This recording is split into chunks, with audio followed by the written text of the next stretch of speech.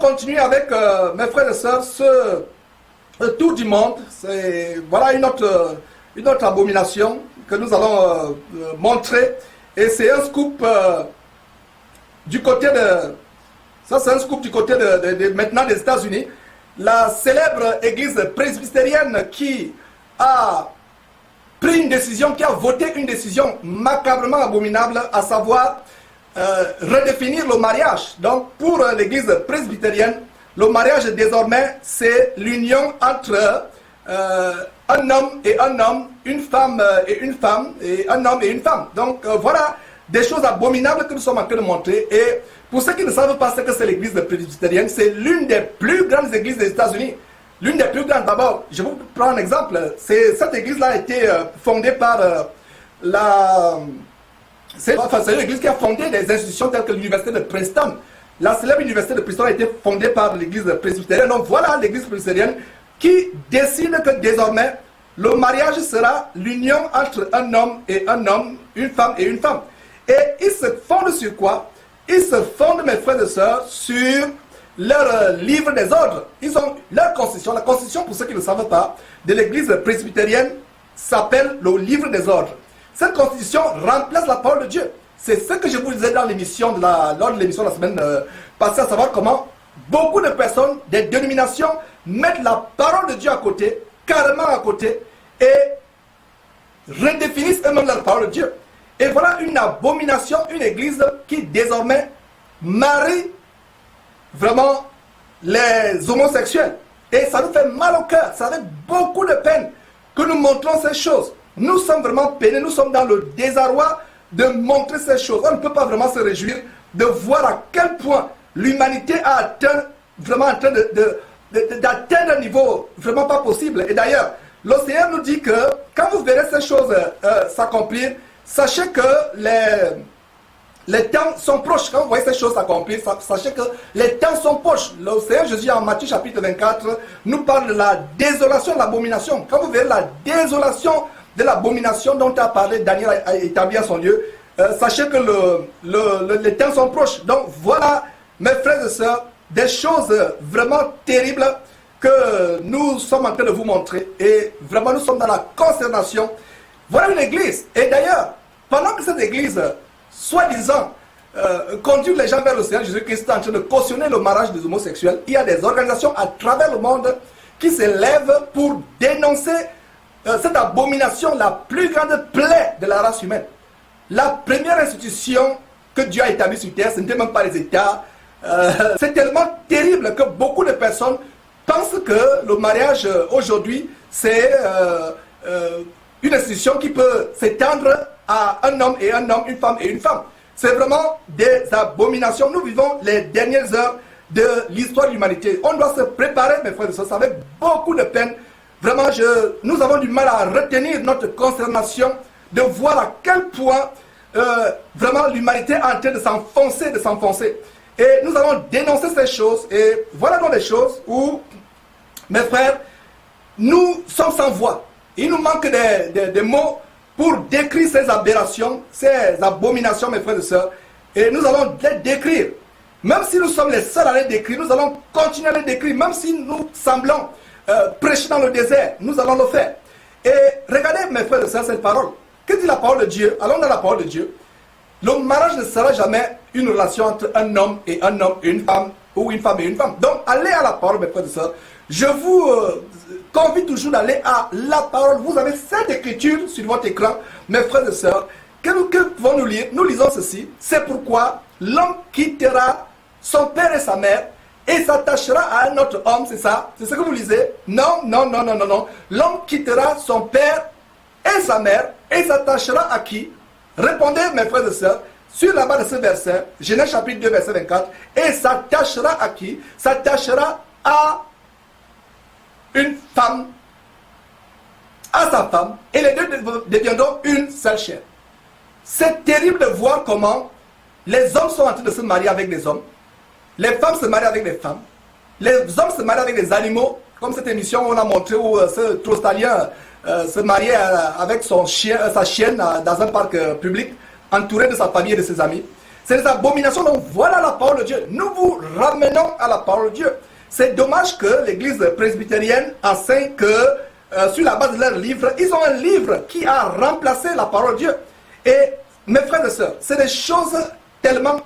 Il n'y a pas de mots pour décrire vraiment l'abomination à laquelle nous sommes arrivés dans cette fin de temps. Et nous rendons grâce à Dieu de ce que, quand même, il y a quelques fractions, je vais dire quelques personnes dans cette abomination qui ont décidé de sortir pour ne pas prendre part à ces choses. Et comme nous allons voir dans la parole de Dieu, toute personne qui cautionne, qui tolère l'homosexualité est autant coupable que les homosexuels. Donc voilà, et nous allons continuer avec la parole. Voilà, avant de cela, il y a, je pense que, un commentaire venant, je ne sais pas si on peut prendre ce commentaire. Voilà, un commentaire, je ne sais pas si effectivement un commentaire qui est signalé. Voilà, donc voilà, nous vivons les derniers temps. Voilà un commentaire qui vient de m'être signalé. Nous vivons effectivement les derniers temps. C'est du frère du côté d'Allemagne, la puissance à la fois. Donc voilà, et c'est des choses terribles. Et je ne sais pas s'il y a notre commentaire qu'on peut prendre rapidement avant de continuer. Voilà, donc et il y a un commentaire, notre commentaire du côté de la Russie, d'Esther Akanvou, que on vient de me signaler également, à savoir que, frère, il est difficile pour un catholique de quitter cette abomination. J'ai même partagé la parole, à beaucoup essayé de convaincre par ces documents venant de Jésus-Christ. Et comme conclusion, ces frères et sœurs, pour se justifier, disent que tout le monde pêche et eux resteront sur leur base. Vraiment, comment vraiment les convaincre? Je suis vraiment dans la prière chaque jour que Dieu ait pitié. Effectivement, Esther, c'est l'attitude que nous devons avoir. Nous devons avoir beaucoup d'amour pour ces personnes que nous dénonçons, pour que nous sommes ici pour la conquête des âmes. Nous sommes des pécheurs d'âmes. Exactement, le Seigneur Jésus a dit à Pierre et aux autres qui étaient des pécheurs, venez à moi, laissez vos filets, je ferai de vous non des pécheurs de poissons, mais des pécheurs d'âmes, des pécheurs des hommes.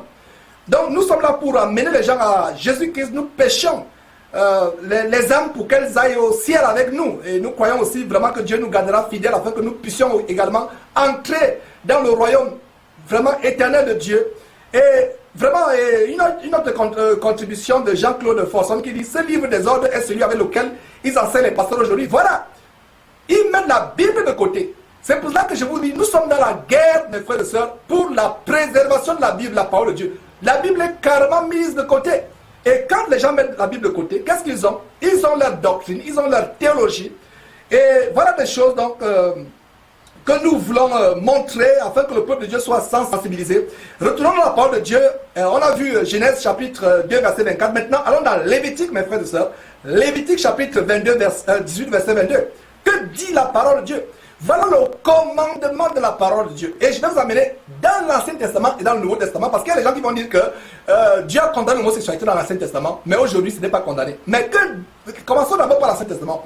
Nous avons cette écriture, Lévitique chapitre 18 verset 22, qui dit quoi? Tu ne coucheras point. Je vous ai fait toujours la distinction, je vous ai toujours fait la distinction entre point et pas. Quand vous lisez dans votre Bible le mot point, ça veut dire qu'il n'y a pas d'exception. C'est pas possible d'avoir une exception à ce commandement du Seigneur. Tu ne coucheras point avec un homme comme on couche avec une femme. C'est une abomination. Une abomination. Qu'est-ce qu'une abomination? C'est une horreur. C'est une infamie. C'est quelque chose d'infâme. Il n'y a pas de mots. C'est une horreur. C'est terriblement, macabrement horrible. C'est une horreur. Tu ne coucheras point. Mes frères et sœurs, aujourd'hui, la sodomie est légalisée. La sodomie, la légalisation de la sodomie, même dans les églises. Hey, c'est tellement terrible aujourd'hui. Donc tu ne coucheras point avec un homme comme on couche avec une femme. C'est absolument impossible. Et quiconque le fait commet une abomination. Et au temps de la loi de Moïse, c'était passible de mort. Comme on va voir dans cet autre verset. Lévitique chapitre 20, verset 13. C'était passible de mort. Et qu'est-ce que vous voyez sur votre écran? Si un homme fait quoi? Si un homme couche avec un homme, comme on couche avec une femme, ils ont tous deux fait quoi? Ils ont fait quoi? Tous deux une chose abominable. Ils seront punis de mort. Ils ont fait une chose abominable. Il n'y a pas de mots. C'est horrible aux yeux de Dieu. Nous ne disons pas ces choses, mes frères et sœurs, pour manifester notre haine à l'égard des homosexuels. Nous les aimons. Et aujourd'hui, des personnes qui dénoncent la plus grande plaie de la race humaine, qui est la sodomie, le mariage sodomite, ceux qui dénoncent comme moi, on nous taxe d'homophobes. Homophobe signifie que nous détestons les hommes, nous détestons la race humaine. La plus grande homophobie consiste à entraîner les gens à en enfer. Ce que nous appelons communément enfer. Je vais vous démontrer, mes frères et sœurs, que la plus grande homophobie aujourd'hui, c'est d'amener les gens en enfer. C'est la plus grande homophobie. Qui est plus homophobe que qui, mes frères et sœurs? Qui est plus homophobe? Est-ce quelqu'un qui vous amène à Dieu, le Père et Père de notre Seigneur Jésus-Christ, pour que vous soyez avec lui éternellement? Ou quelqu'un qui vous amène à brûler éternellement dans les flammes de l'enfer? Qui est plus homophobe? Aujourd'hui, sur notre chaîne, notre trompette, je suis en train de mettre à nu la plus grande homophobie de tous les temps. Toutes ces personnes, comme le président Obama, qui cautionne le mariage homosexuel. Et d'ailleurs, il semble qu'il y a des avantages qui seront octroyés aux homosexuels. Ils peuvent s'absenter du travail pour s'occuper de leur conjoint, sodomite, ou lesbiennes. Voilà donc, mes frères, voilà des choses. Et dans ce pays où nous vivons, les États-Unis, je ne sais pas qu'en est-il de vous, la classe sociale la plus favorisée aux États-Unis, c'est la classe sodomite, les homosexuels. C'est la classe la plus favorisée, ils ont tous les avantages pas possibles. C'est la classe la plus... Tout tourne autour d'eux. Et nous vivons même, c'est même la dictature de la sodomie. La dictature de la sodomie, mes frères et sœurs. Et tout tourne autour d'eux. Ce n'est pas un langage de haine, c'est un langage d'amour. Le Seigneur Jésus-Christ n'est pas mort en vain sur la croix.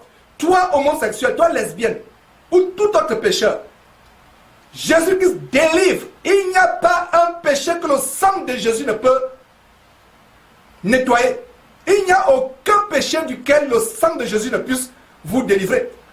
Toi, soi-disant chrétien, qui pense que tu dois accepter l'homosexualité, qu'il n'y a rien à faire, ça veut dire que tu es en train de cracher sur le sang affranchisseur et libérateur du sang de notre Seigneur Jésus-Christ. Son sang affranchi. Tu es en train de limiter la puissance du sang de Jésus-Christ. Il n'y a pas de péché. Il n'y a pas de classification du péché quand il s'agit du sang de Jésus-Christ. Il n'y a pas de péchés qui peuvent être effacés et des péchés qui ne peuvent pas être effacés. Allons au Seigneur Jésus-Christ. Allons au Fils de Dieu. Il peut nous délivrer de n'importe quel péché. C'est avec beaucoup d'amour. Je suis en train, à partir d'aujourd'hui, de plus en plus, je vais mettre l'accent sur la plus grande homophobie. Les homophobes, c'est ceux qui entraînent les gens en enfer. C'est la même chose des évangiles pervers et pernicieux, des évangiles de mort qui vous enseignent. Voilà des gens qui ne vous aiment pas. Quelqu'un qui vous aime va tambouriner à vos oreilles tous les jours afin que vous puissiez revenir sur la bonne voie. Donc, homosexuels, lesbiennes, tout autre pécheur, nous n'avons pas la haine pour vous. Nous vous aimons. Je retiens tout simplement mes larmes quand je vois un homme qui sodomise un autre homme, un homme qui se fait sodomiser par notre homme. Oh là là, ça me fait mal, ça me fait mal, ça me fait mal. Il y a une réaction vraiment d'une sœur, je pense que je parlais des États-Unis, je pense qu'il y a une réaction aussi du côté de France, de Stéphanie Sorbossi, qui dit, voilà, il y a un lobby gay homosexuel qui pousse à accéder cette abomination. Je pense qu'elle parle de la France. Et nous vivons ici aux États-Unis le dictat, la dictature de la sodomie. C'est terrible, c'est plus que Sodome et Gomorrhe. À Sodome et Gomorrhe, c'était des individus dans lesquels étaient pervers. La société, le gotha politique de Sodome et de Gomorrhe n'avait pas légalisé la sodomie. Ce n'était pas légalisé. Aujourd'hui, nous avons la légalisation. Même le corps de Christ est envahi. Le corps de Christ. Et vous qui êtes encore retenus dans les abominations babyloniennes, je vais vous dire une chose, mes frères et sœurs. D'ici 2 ans, même d'ici quelques mois, vous ne pourrez plus ouvrir une église aux États-Unis si vous n'acceptez pas marier des homosexuels. Voilà une condition. Donc, vous qui êtes dans ces abominations, si vous ne sortez pas de là, vous allez accepter la sodomie. Vous allez accepter l'homosexualité. Sortez de ces choses. Sortez de ces choses, mes frères et sœurs. Nous devons sortir de ces choses. Je vous dis, je le répète encore, notez très bien ceci. Vous allez voir dans quelques mois, comme condition, que ce soit aux États-Unis, en France, pour que la mairie, la préfecture ou l'administration territoriale, peu importe l'administration qui donne l'agrément aux églises de fonctionner, église entre guillemets, parce que la vraie église de Seigneur Jésus-Christ n'a pas besoin de l'agrément des hommes pour fonctionner. La condition pour exercer sera quoi? Sera accepter que vous pouvez marier un homme, une femme et une femme. Voilà l'église de Jésus-Christ qui est prise en otage. C'est comme en Côte d'Ivoire où, pour être maintenant pasteur, il faut avoir une carte délivrée par une administration. Une administration gangrénée par des pasteurs vautours et vaudous. Vous voyez, il faut avoir une carte. Dans quelle Bible vous avez vu un disciple de Jésus-Christ avoir une carte? C'est pour ça que dit, ceux qui ont peur de la persécution resteront dans ces enclos, dans ces étables qui mènent à l'abattoir, je vais dire l'enfer. Pour nous, mes frères et sœurs, nous devons sortir de ces choses. Allez au Seigneur Jésus-Christ. Allez au Seigneur Jésus-Christ, je vous en supplie. L'homosexualité est une abomination. Ces gens qui acceptent un style de vie homosexuel, mais c'est eux les premiers à adopter les enfants, nos enfants, issus des relations hétérosexuelles. Un homme et un homme ne peuvent pas procréer, une femme et une femme. Malgré toutes les manipulations génétiques, toutes les abominations qu'ils font dans la science, dans les recherches génétiques, mais selon que Dieu a établi les choses, un enfant est issu de la relation d'un homme et une femme. Pas de la relation d'un homme et un homme, d'une femme et une femme, ou d'un homme et un serpent, ou d'un homme avec une poule. Ça n'est pas possible. Nous devons sortir de ces choses. Nous allons tambouriner ces choses. Nous sommes pris d'assaut. Ceux qui ont les oreilles pour entendre, entendront. Ceux qui ont les yeux pour voir, verront.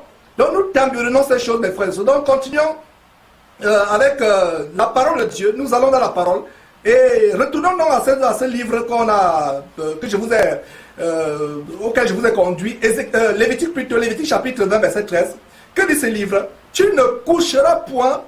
Non, plutôt, si un homme couche avec un homme comme on couche avec une femme, ils ont fait tous deux quoi? Une chose abominable. Ils seront punis de mort.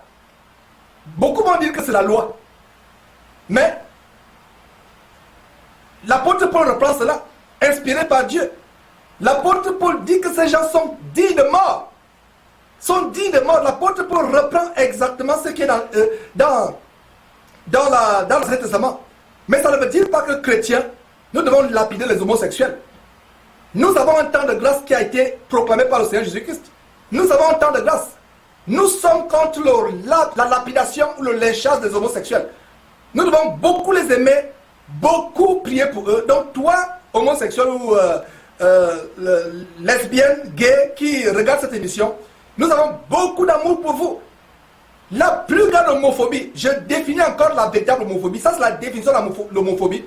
Pas la définition des encyclopédies, des académies, etc. Mais la vraie définition de l'homophobie, c'est fermer la porte du ciel aux gens. Ça, c'est la plus grande homophobie. Et qui est homophobe? Est-ce quelqu'un qui vous entraîne, qui vous encourage dans votre perversité, dans votre perdition, qui vous entraîne, qui vous encourage à aller en enfer toute votre éternité? Ou alors quelqu'un qui vous aime et qui vous amène au ciel?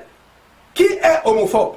Donc aujourd'hui, nous allons manifester vraiment notre désarroi. On ne va pas se lasser. Je ne sais pas si je peux prendre une autre intervention avant qu'on ne continue. C'est toujours un plaisir, mes frères et sœurs, d'être autour de ce banquet, de partager ces choses. Et nous sommes vraiment dans le désarroi. Nous allons continuer à tambouriner.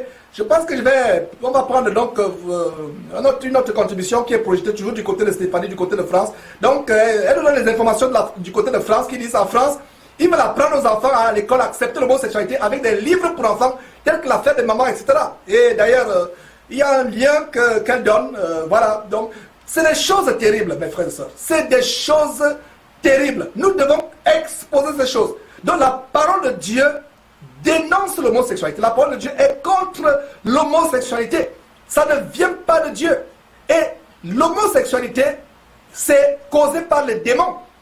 Quelqu'un qui est homosexuel a besoin d'être délivré par un. Ils disent que c'est congénital, on est avec. On ne naît pas avec l'homosexualité. Dieu n'a pas créé tout ce que Dieu a créé parfait. Si quelque chose vient au monde avec une imperfection, ça ne vient pas de Dieu. C'est une contrefaçon. La parole de Dieu nous dit que Dieu a créé tout ce qui est parfait. Dieu n'a pas créé des hommes pour qu'ils naissent, pour qu'ils s'enflamment derrière le derrière de notre homme.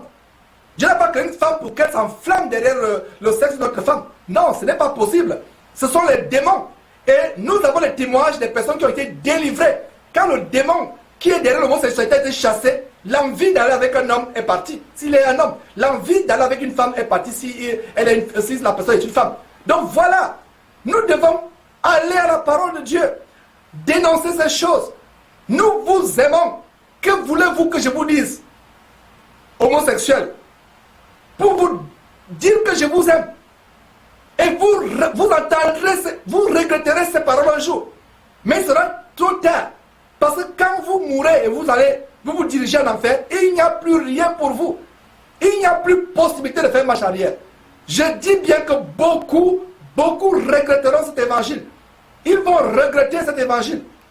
Ils vont regretter cet évangile que je prêche, mais il sera trop tard, absolument trop tard. Voilà. Et on va continuer avec la parole de Dieu. Allons dans Romains chapitre 1. Oh, mes frères et sœurs. Et voilà l'apôtre Paul qui est en train justement de confirmer la loi de Lévitique donnée à Moïse. Et nous lisons, qu'est-ce que nous lisons dans Romains chapitre 1? Notez, mes frères et sœurs, ces versets. Notez ces versets par lesquels vous pouvez, avec beaucoup d'amour et beaucoup de douceur, amener ceux qui ne comprennent pas encore, surtout prier pour eux. Parce que vous pouvez donner toute la parole du monde à quelqu'un qui est aveuglé, la personne ne comprendra pas. Donc, vraiment, prions que Dieu leur fasse grâce. Et vraiment, allons rechercher la délivrance. Dans Romains chapitre 1, verset 6, il a dit, c'est pourquoi Dieu les a livrés à des passions infâmes. Vous voyez, ce qui est écœurant ici, c'est que c'est Dieu qui les livre. Et vous allez comprendre pourquoi Dieu livre certaines personnes à des passions infâmes. Comme cette église, entre guillemets, plutôt ce camp de concentration presbytérien,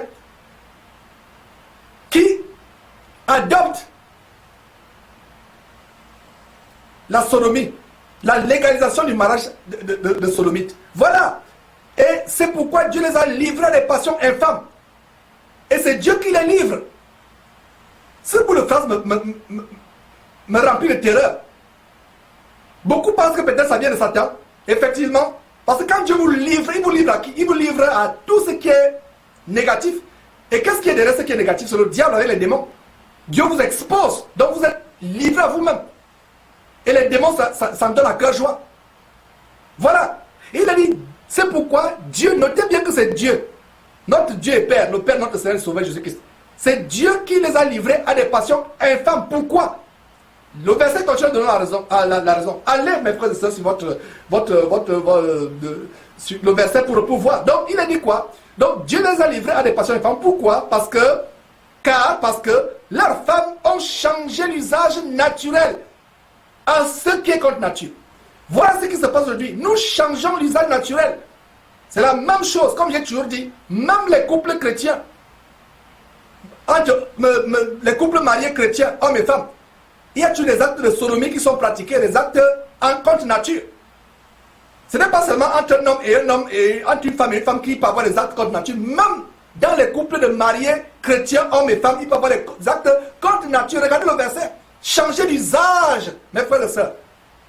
Comme je l'ai souvent dit, il y a des parties du corps qui ont été faites pour louer le Seigneur, pour glorifier le Seigneur, pour manger, pour boire. Ces parties ne sont pas faites pour prendre du plaisir.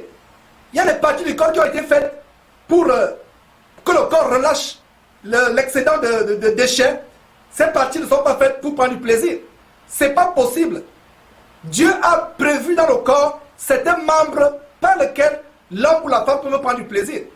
Et tout ce qui vient en extra, c'est les actes contre nature. Donc beaucoup sont là, peut-être en train de jeter des pierres aux homosexuels, alors qu'eux-mêmes pratiquent des actes homosexuels. Un homosexuel, ce n'est pas forcément quelqu'un qui va avec un homme qui va avec un homme ou une femme qui va avec une femme. Vous pouvez être marié normalement selon la Bible, vous homme à votre femme, mais continuer à pratiquer des actes homosexuels dans votre relation. Ça veut dire quoi? Lisons ce verset. Romains chapitre 1, verset 26. La parole de Dieu doit nous apporter la délivrance. Beaucoup d'entre nous ont commis des choses par ignorance. Mais voilà le temps de la révélation, le temps de connaître.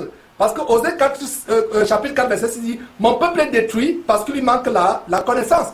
Nous sommes détruits parce qu'il nous manque la connaissance. Donc, allons dans la parole de Dieu, mes frères et sœurs. Donc, Romains chapitre 1, verset 26. C'est pourquoi Dieu les a livrés à des passions infâmes. Des passions infâmes. Vraiment. Dieu les a livrés à des passions comment? Infâmes. Des passions infâmes. Pourquoi? Parce que, ou car, leurs femmes ont changé l'usage naturel à celui qui est contre nature. Donc, continuons au verset 25. Voilà.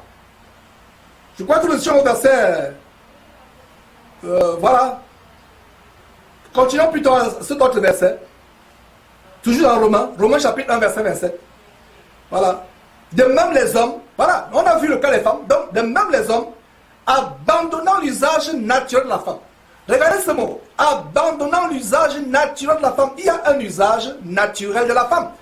C'est un usage naturel. Vos doigts ne doivent pas remplacer l'usage naturel de la femme. Pour ceux qui se masturbent. C'est une partie de votre corps. Votre bouche ne doit pas remplacer l'usage naturel de la femme. Il y a beaucoup de choses, mes frères et sœurs. Il y a un usage naturel. Nous disons ces choses à haute voix. Beaucoup de gens n'aiment pas qu'on dise ces choses à haute voix, alors que dans le secret, ils le font. J'aimerais plutôt dire ces choses sur les toits, afin que dans le secret, vous cessez de les faire. Beaucoup. Donc, nous l'avons vu au verset 26, les femmes. Maintenant, les hommes, de même les hommes, abandonnant l'usage naturel. Il y a un usage naturel. J'ai parlé des actes homosexuels, des actes de sodomie, même dans les couples mariés hommes et femmes. Un homme qui abandonne l'usage naturel de la femme, qu'il soit marié, qu'il aille avec un homme, c'est la même chose. Un homme abandonnant l'usage naturel. Donc notez, soulignez très bien qu'il y a un usage naturel de la femme. Se sont enflammés dans leur désir pour les uns les autres, enflammés. Regardez, le corps brûle. Il y a une fournaise en eux. Et ça vient de Satan. Se sont embrasés, enflammés. Il y a de l'embrasement. Il y a de la flamme, une flamme du diable qui les enflamme afin qu'ils bondissent vers un autre homme. On a eu des témoignages tels que quand un homosexuel voit quelqu'un d'autre, certaines personnes qui ont été délivrées, il s'enflamme, il brûle. Il y a quelque chose qui le pousse au point où, il ne se maîtrise pas, il peut violer un homme publiquement, il peut violer même un enfant publiquement. C'est quoi? C'est les démons. Et peut-être homosexuel, tu te reconnais dans ce qu'elle dit. Ainsi que les lesbiennes. Quand elle voit une autre femme, elle s'enflamme, elle veut bondir vers la femme. C'est quoi derrière? C'est un démon. La délivrance est disponible en Jésus-Christ. Fuyez ceux qui vous prêchent la tolérance de votre péché. L'évangile de la tolérance ne vient pas de Dieu. L'évangile de Jésus-Christ, c'est l'évangile de la délivrance. Matthieu 8, plutôt Jean 8, 32, vous connaîtrez la vérité vous affranchira. Prêchons l'évangile de la délivrance. L'évangile qui nous délivre. Aucune imperfection ne sera admise au ciel, au paradis. Aucune tâche, aucun déchet. Pendant notre pèlerinage sur cette terre, purifions-nous. Purifions-nous. Demandons à Dieu de nous assister. Ce n'est pas par notre propre force ou par nos propres œuvres. Sinon, les gens vont s'enorgueillir. C'est par la grâce, mes frères et sœurs, que je peux me tenir devant vous. Moi, l'un des plus grands pécheurs par le passé. Je le dis et je le redirai toujours pour vous rappeler que je ne suis pas là pour vous condamner. Je suis là pour vous donner mon témoignage de délivrance du péché. Et Dieu continue à me délivrer dans d'autres aspects de ma vie. Dieu peut délivrer. Si Dieu peut délivrer une poubelle comme moi, comme celle que j'étais par le passé, si Dieu peut délivrer une ordure comme moi, Dieu peut te délivrer. Cher monsieur, chère dame ou enfant, Dieu peut te délivrer. Allons au Seigneur Jésus-Christ. Allons avec détestant notre péché. Dieu est un Dieu d'amour. Dieu ne pourra pas facilement, je dirais même ne pourra pas vous délivrer de ce que vous aimez. Détestez votre péché, alors criez à Dieu, alors il va vous délivrer. Donc regardez ce verset. Même les hommes, de même les hommes, abandonnant l'usage naturel de la femme. Il y a un usage naturel de la femme. Qu'est-ce que ces hommes ont fait? Se sont enflammés les uns pour les autres, comme étant hommes avec hommes, des choses terribles et recevant le salaire que méritait leur iniquité, leur égarement. Il y a un salaire. Il y a un salaire derrière. Lévitique chapitre 20, verset 13 parlait de mort. Il y a un salaire. C'est terrible, mes frères et sœurs. Dieu a trouvé bon de créer Adam et Ève. Dieu n'a pas dit, n'a pas créé Adam et Steph. Dieu a créé Adam et Ève. Adam et Ève. Montrez-moi une Bible où Dieu a créé. Je pense que dans la Bible des homosexuels, c'est dans cette Bible-là où vous pouvez voir Dieu créa Adam et créa Steph. C'est voilà comment la Bible commence. Je pense. Voilà. Mais notre Bible, c'est que Dieu créa l'homme, Adam, Et Adam signifie homme. Et Ève, Ève signifie femme. Tu n'as pas créé Adam, homme et Stève. Ce n'est pas possible. Voilà la perversion. Nous vivons dans quel monde? Quand je pense comment les gens s'attachent à ce monde est tellement dégoûtant, dans du dégoût. Ce monde dans du dégoût. Ce n'est pas un monde où vous vouliez vous attarder. Ce n'est pas un monde où vous voulez vous attarder. C'est pourtant que je comprends pourquoi l'apôtre Paul disait la mort m'est un gars. Nous nous empressons, nous languissons après notre rencontre avec notre Seigneur dans les cieux. Mais il y a encore beaucoup d'âmes à sauver aussi. Nous ne sommes pas égoïstes. Pendant que nous vivons, faisons tout pour sauver les âmes. La parole de Dieu parle d'Ève en tant que la mère. Non seulement dans Ève, il y a la signification de femme. Et dans la femme c'est celle qui donne la vie. La vie vient par le fait que il y a une relation entre un homme et une femme. Et cette femme porte la vie en elle. La femme porte la vie en elle et cette vie, elle donne naissance. La semence de l'homme féconde la femme. Elle porte la vie en elle. Et c'est pour ça que la femme a donné naissance.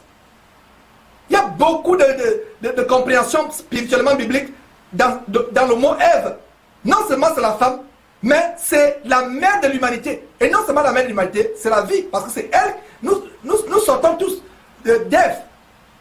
Contrairement à ce que les évolutionnistes vous enseignent. Ils vous enseignent que votre ancêtre était un crapaud ou un cancrelat ou un cafard. Non. Mon ancêtre c'est Adam et Ève. Mon ancêtre c'est Adam et mes ancêtres c'est Adam et Ève. Voilà. Donc, retournons à la parole. Voilà le verset sur votre écran. J'ai du mal à partir de ce sujet, mes frères et sœurs. Mais nous allons, selon que le Seigneur nous conduit. Nous devons tambouriner vraiment sur ces choses. Voilà. Romains chapitre 1, verset 8. Comme ils ne sont pas soucieux de connaître Dieu, Dieu les a livrés à leur sens réprouvé pour commettre des choses indignes. Voilà. Comme ils ne sont pas soucieux de connaître Dieu. Voilà mon explication. Quand je préparais cette émission, voilà ce que le Saint-Esprit m'a donné comme réponse par rapport à la folie qui a atteint l'église presbytérienne. Pourquoi une église entière peut décider, voter à près de 70% à marier les hommes et les hommes, femmes et femmes? Pourquoi? Parce qu'ils ne sont pas soucieux de connaître Dieu. Donc tout ce que vous voyez, ces abominations que vous voyez, mes frères et sœurs, ils ne sont pas soucieux de connaître Dieu.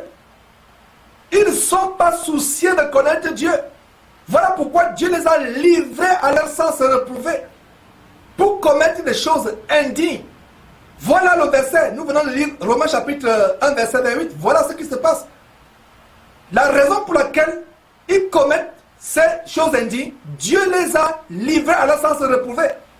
Afin qu'ils commettent homme avec homme, femme avec femme, homme avec animaux, des choses indignes. Et ils reçoivent le salaire que mérite leur égarement.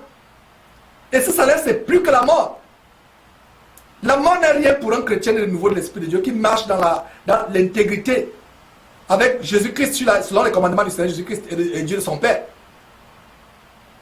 L'enfer, ce que nous appelons communément enfer, mais qui est le lac de feu et de soufre, la hyène, c'est éternel. Donc vraiment, mes frères et sœurs, nous vous en supplions, nous interpellons votre bon sens. Résistons à ces choses. Le corps de Christ est envahi par cette abomination. Beaucoup, même ceux parmi vous aujourd'hui qui avaient le dégoût, dans 2 ans, 3 ans, petit à petit, vous allez trouver que c'est normal. Ce n'est pas normal et ce ne sera jamais normal. Ce ne sera jamais normal, mes frères et sœurs. Ce ne sera jamais, absolument jamais normal. C'est impossible que ce soit normal. Ça ne peut pas être normal. Dieu ne change pas. Voilà donc cette église presbytérienne qui a son document à lui, qui a le livre des ordres, sa constitution, qui est contraire à la parole de Dieu. Et nous allons prendre un verset, une contribution.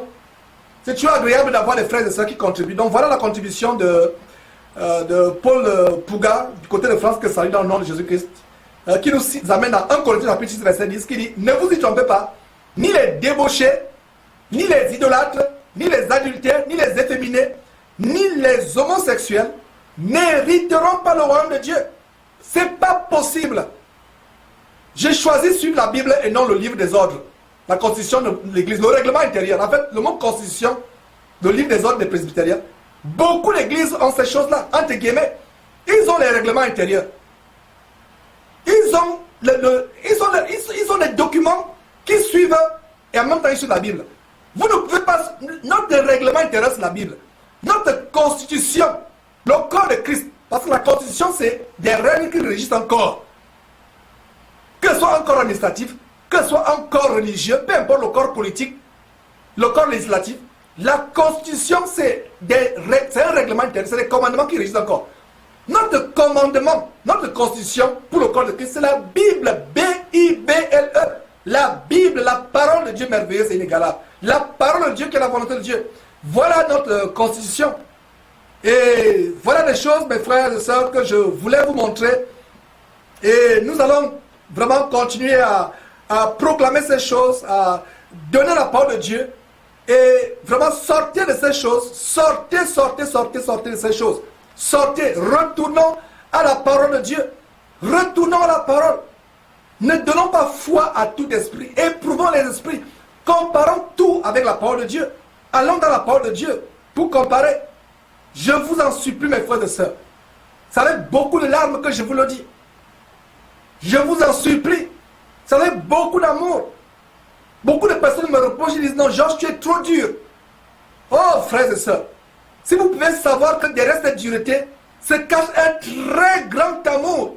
Un très grand amour. Un grand amour. Aujourd'hui, c'est samedi. Il y a des belles choses à Houston à visiter. J'ai des petits-enfants. Mais ils comprennent. Ils savent que papa est au combat. Il y a de beaux parcs à visiter. Il y a des lacs. Il y a des belles choses à visiter à Houston. J'ai une jeune épouse. Je ne dis pas ça pour regretter. Mais je vous dis, je vous montre mon amour. Qu'est-ce que j'ai à venir devant vous, mes frères et sœurs? C'est pour qu'il y ait une trompette où les gens peuvent encore suivre la vraie parole. Parce qu'il n'en existe plus. Il y a quelques trompettes là, mais vraiment, elles sont rares de plus en plus. Elles sont rares. La vérité risque de s'éteindre. Mais nous rendons grâce à Dieu, je sais qu'elle ne s'éteindra pas. Il y aura des sentinelles pour continuer à tenir la lampe de la vérité. Selon Somme chapitre 19, verset 105, qui dit: ta parole est une lumière, une lampe à mes pieds, une lumière sur mes sentiers.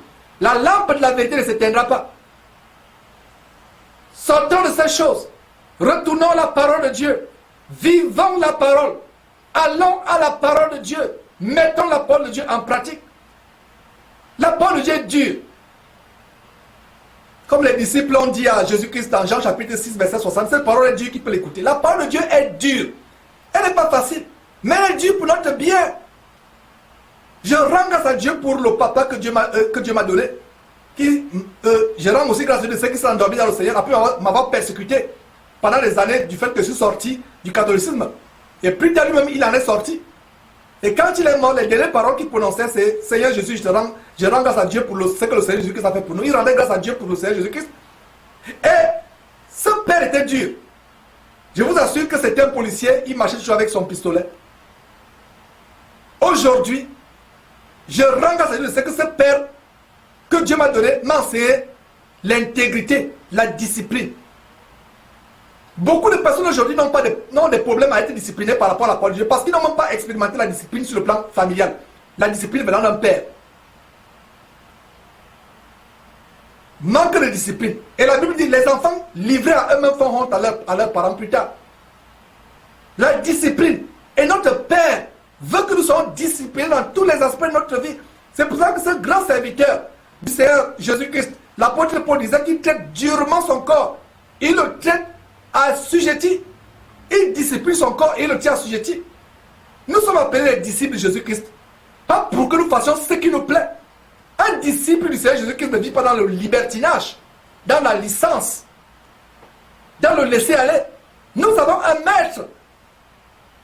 Même ceux qui ont des patrons, nous sommes plus obéissants à nos patrons qu'à Jésus-Christ. Jésus-Christ est notre maître.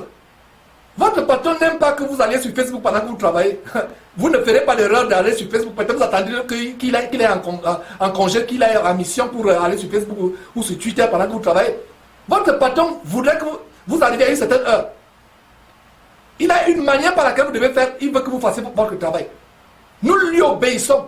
Peut-être on va dire, mais Georges, on obéit parce que nous avons un salaire à retour. Nous obéissons au Seigneur Jésus-Christ. Parce que la Bible dit, 1 Corinthiens chapitre 11, verset 3, il est notre chef. Dieu également est son chef. Donc nous devons lui obéir à notre Seigneur Jésus-Christ en toutes choses. Il est la tête de l'Église, qui est son corps, dont nous sommes les membres. Obéissons en toutes choses, soyons disciplinés, mes frères et sœurs. C'est avec beaucoup d'amour que je le dis. Beaucoup de personnes aiment l'évangile qui fait rire. Ce n'est pas l'évangile du Seigneur Jésus-Christ. Ne vous êtes jamais posé la question de savoir si le Seigneur... On n'y a pas un verset, il a dit que le Seigneur Jésus qui a ri ou il a souri. Je me suis posé la question, mais au fait, je ne sais pas. Peut-être qu'il y a un verset. Si quelqu'un a un verset où il a dit que Jésus-Christ a ricané, où il a souri, où il a ri, montrez-moi le verset. L'air est grave. Même les apôtres, montrez-moi un verset où il a dit que l'apôtre Paul souriait. Il y a des gens qui disent, voilà, Georges, vraiment, il est tellement sévère, il ne rit même jamais. Je peux vous dire que vraiment, dans le privé, je suis une autre personne. Et je ne suis même pas encore à niveau standard du Seigneur Jésus-Christ ou de la discipline de l'apôtre Paul du Seigneur Jésus-Christ. C'est pour vous dire que mes frères et sœurs, même moi qui vous enseigne, je me mets aussi sous cet enseignement qui sort de ma bouche, bien que sortant de ma bouche. Donc si quelqu'un a un verset où il dit que le Seigneur Jésus-Christ riait, ou il souriait, ou il ricanait, l'apôtre Paul, non. Il passait le temps dans la piété, dans la sobriété. Aujourd'hui, vous aimez l'évangile qui plaît. Vous aimez l'évangile qui vous fait plaisir. En fait, ça fait plaisir à la chair. Rendez grâce à Dieu à un évangile. Quand vous suivez, vous avez les maux de tête. Vous êtes triste, vous êtes affligé. Je ne me repens pas de vous amener, de causer l'affliction. Je ne pourrai jamais me repentir. Car comme l'apôtre Paul disait, il rend grâce à Dieu de ce que, et je rends aussi grâce à Dieu de ce que, cette affliction qui est momentanée, peut vous conduire à la repentance, à salut, et vous faire revenir à Dieu. Mes frères et sœurs, c'était le tour du monde, et je constate vraiment que ce tour du monde, c'était à lui-même un enseignement. Mais nous, vraiment, nous parlons selon que le Seigneur nous amène à parler, afin que s'il y a des personnes qui sont lentes à comprendre, puissent comprendre. Donc nous allons...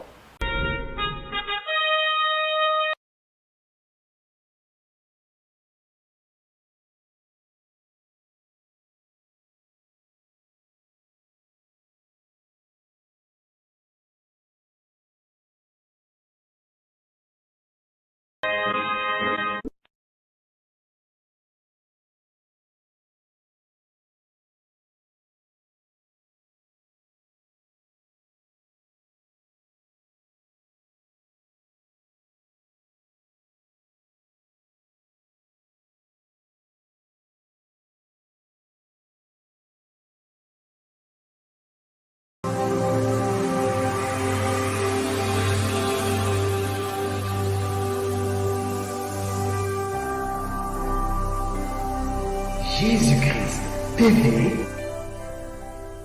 vous connaîtrez la vérité et la vérité